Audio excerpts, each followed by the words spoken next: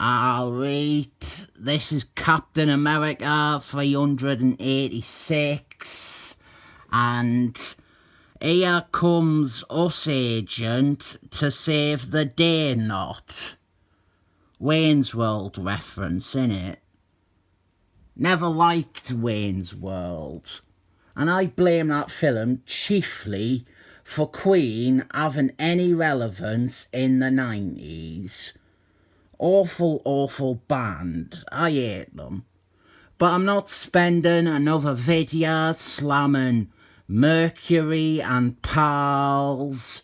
This is a m.o.d.a.m Captain America issue, so I have a lot more to talk about.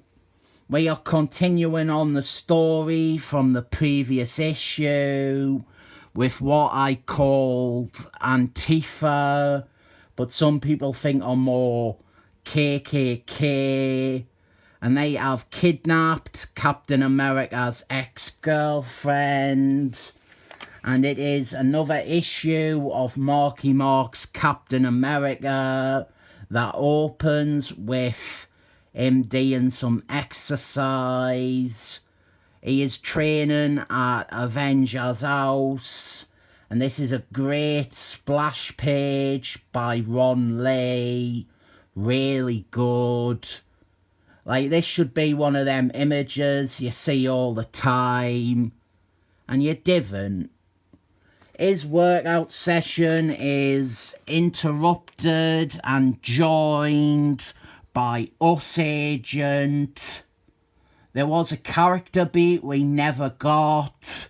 We never got a story where Captain America encountered John Walters as U.S.Agent for the first time.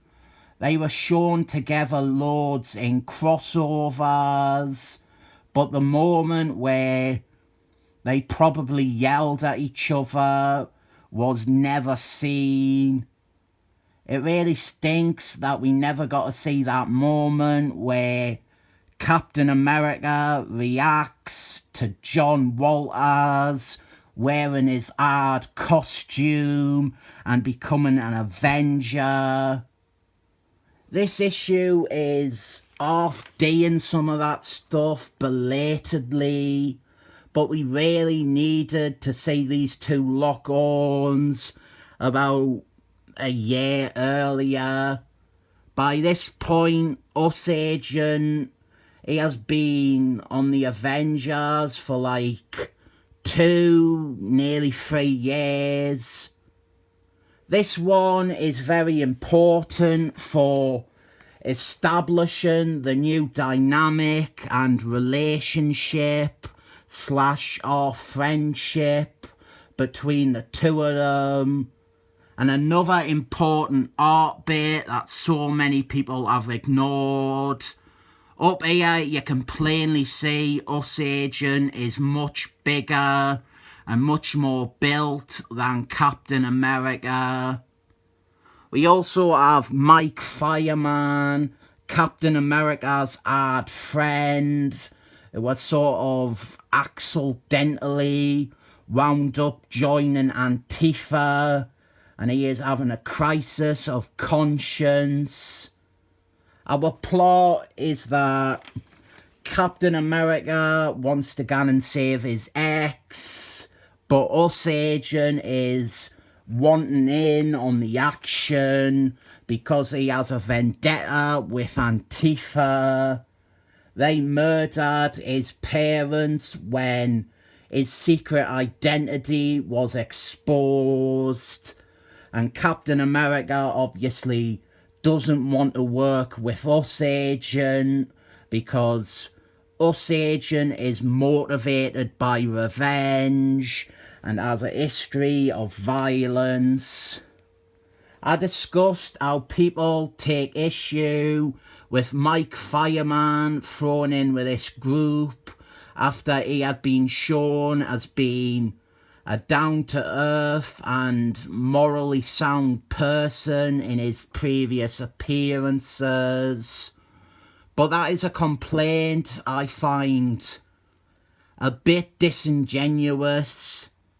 In this, he is depicted consistently as not really seeing eye to eye with their actions. I think what Marky Mark is missing is he needed to establish how Mike Fireman ended up in the group in the first place, rather than just repeatedly showing that he doesn't quite agree with them. I hypothesized last issue that he was maybe pressured into it, because he is pressured a lot in the D&D stuff by this prick with black hair. But the other thing is maybe something big happened that caused him to become political or an easy recruit. It's trite, but maybe there was a crack den that caught on fire and innocent people died, and so he started blaming the drug users who lived there. I don't even know. They are Antifa, by the way. Antifa weren't around back then, but I reckon Marky Mark predicted them, because they are shown brainwashing people into their way of thinking. The KKK didn't do that. Antifa and the far left, they are very, very keen to alter people's belief system. The KKK just play dress up and write poems about Taylor Swift being an Aryan goddess.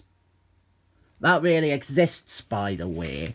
On Stormfront, they worshipped Taylor Swift until she started collaborating with rappers. So Captain America, he starts stealthily breaking into Antifa's hideout, and the cover has already given away the big thing, which is U.S.Agent ruins Captain America's strategy by loudly crashing through the skylight. He followed Captain America there, and now Captain America is like, oh brother. But he has to use U.S.Agent's attack as a distraction to go and save his ex.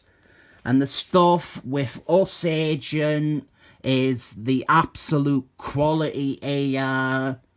John Walters has been on a fantastic character journey between retiring as the new Captain America and his career as U.S.Agent.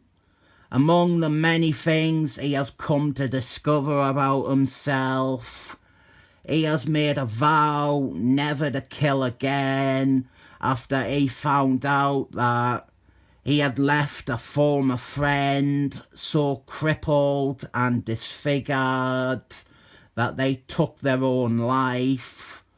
And now U.S.Agent, he is gunning up against his greatest enemies, the group that killed his parents and basically ruined his stint as Captain America.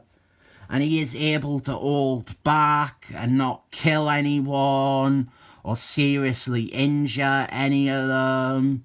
He just beats them up and butts their heads, and they are all neatly packaged for Captain America to send off to jail.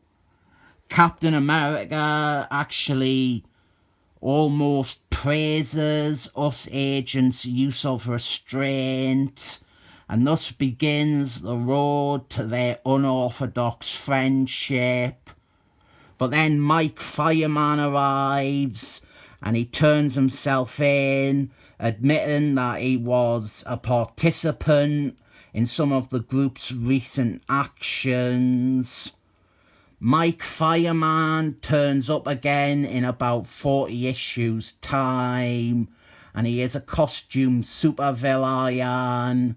So it is harder to argue that his portrayal in this story isn't too egregious to his past depictions. That is the end of the story, and now we have a backup with Rachel Diamond.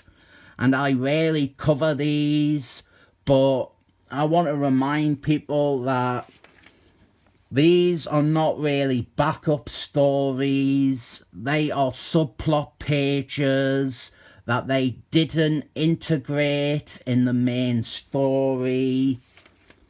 If these were traditional subplot pages, people would be praising Marky Mark as being everything they claim Christopher Clairvoyant is.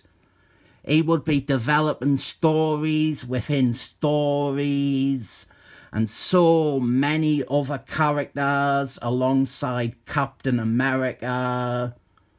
But instead they are backup stories, so some people will always see them as skippable, and some YouTubers might even just not bother talking about them to save time.